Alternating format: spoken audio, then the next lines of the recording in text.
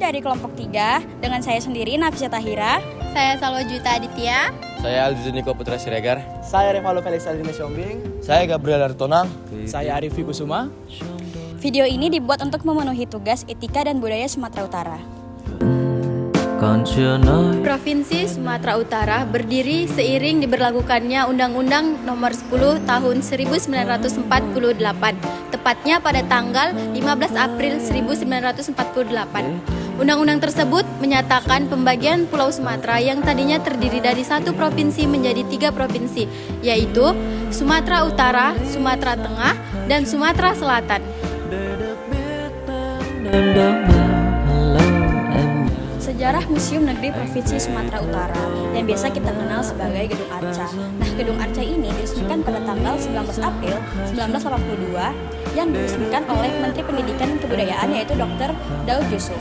Nah, namun peletakan koleksi pertamanya itu yang bernama Makara itu diletakkan oleh Presiden Soekarno pada tahun 1954. Jadi guys, di sini ada yang namanya Makara. Makara ini adalah koleksi pertama di Museum Negeri Sumatera Utara ini yang diletakkan oleh Presiden Soekarno pada tahun 1954. Nah, jadi Makara ini berbentuk tuh kayak hewan mitos yang dia berkepala gajah terus berekor ikan yang hidup di Sungai Gangga. Nah, saya sekarang sedang di sini akan menjelaskan tentang bahan-bahan kain tenun yang ada di Sumatera Utara.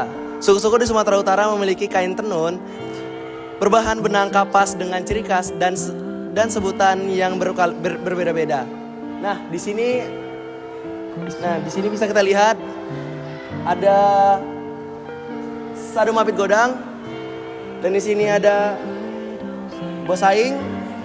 Nah, di sini ada sedang orang nenun. Nah, inilah adalah yang sedang tenun adalah ulos yang berada di Sumatera Utara. Nah, ini bisa kita lihat berbagai macam ulos yang ada di Sumatera Utara. Sebenarnya bukan ulos saja sih. Ini adalah kain tenun. Lain-lainnya yaitu ada oles pelung pulang, oles kabut, hilau ban-ban. Dan bisa kita lihat di sini ada hiau suri-suri tapak satur.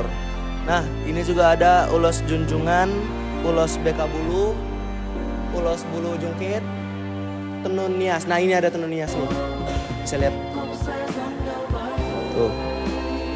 Di sini juga ada legama, selendang hijau nih, ada selendang hijau juga, songket hijau, dan songket merah putih, dan terakhir ada songket warna bata.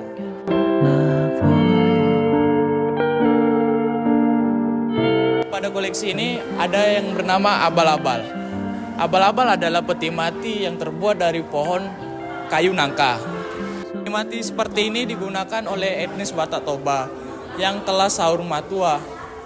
Di mana sahur matua ini adalah kondisi memiliki anak yang telah menikah dan dikaruniakan cucu. Pada peti sebelah sana itu dipergunakan oleh mayat laki-laki, dan yang ini dipergunakan oleh mayat wanita atau perempuan.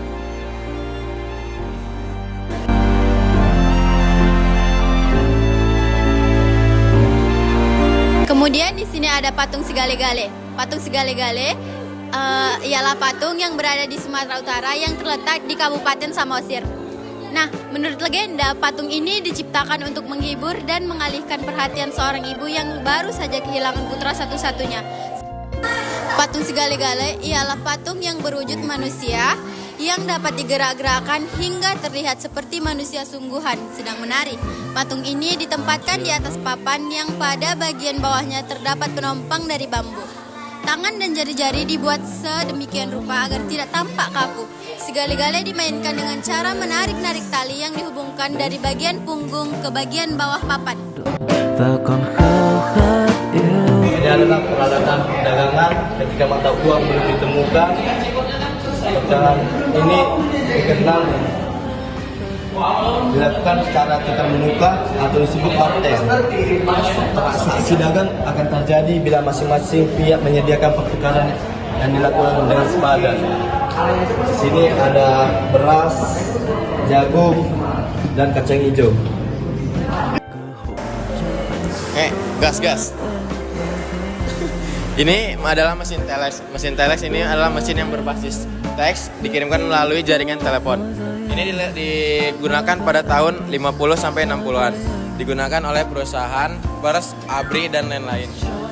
Jadi bentuk mesin telex itu seperti ini, memiliki keyboard dan angka-angka di atasnya. Oke, di sini kami akan menjelaskan tentang kamera. Sini ada kamera film, kamera 36 mili yang pernah dipakai dalam pembuatan film layar lebar. Salah satunya film Buaya Deli tahun 1978. Oke, saya akan melanjutkan. Di sini ada kamera televisi, yaitu yang sudah digital dibandingkan sebelumnya. Yang sebelumnya hanya manual film kamera gitu. Yang di sini sudah berbentuk digital yang dimiliki oleh TPRI, Televisi Republik Indonesia, yang berasal dari tahun 1970-an. Nah, di sini kami akan menunjukkan hasil rampasan perang-perang pada saat penjajahan Jepang. Nih, lihat nih persenjataan. Nah, ini kita bisa lihat nih, ada senjata tajam juga, ada bisa kayak teropong, sama ada itu bom juga tuh. Nah, ada berbentuk pistol, enggak mesin gun enggak sih? Nah, tuh bisa dilihat nih.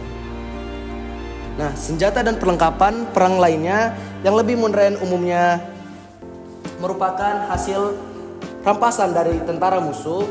Para pejuang merampas senjata-senjata tersebut dalam kontak fisik. Peristiwa perebutan senjata juga sering terjadi pada masa pasca proklamasi yang melibatkan para pemuda atau tentara-tentara Jepang. Ketika itu, Jepang yang kalah perang mendapat mandat untuk mempertahankan status atau kondisi sama seperti sebelumnya.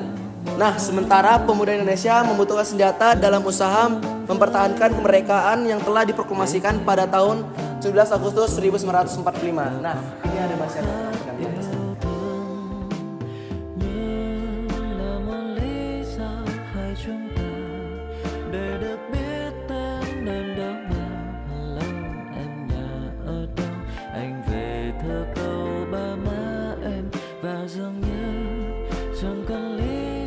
Nah, selanjutnya teman saya akan melanjutkan persenjataan lainnya. Selanjutnya di sini adalah senjata yang digunakan bangsa Indonesia kepada melawan penjajah Belanda. Walaupun Indonesia tidak menggunakan senjata tajam berbentuk tembak api, tapi Indonesia tidak kalah kuat menggunakan tombak runcing ataupun parang-parang. Nah, beginilah bentuk-bentuk tombak runcing yang digunakan Indonesia untuk merampas alat-alat senjata yang dari Belanda. Di sini banyak menggunakan parang-parang dengan berbagai bentuk. Ini yang ada yang bengkok, runcing, terus adalah ini di atas ada tombak runcing yang digunakan Indonesia untuk mencapai kemerdekaan. Ada perisai digunakan untuk melindungi bangsa dari serangan Belanda.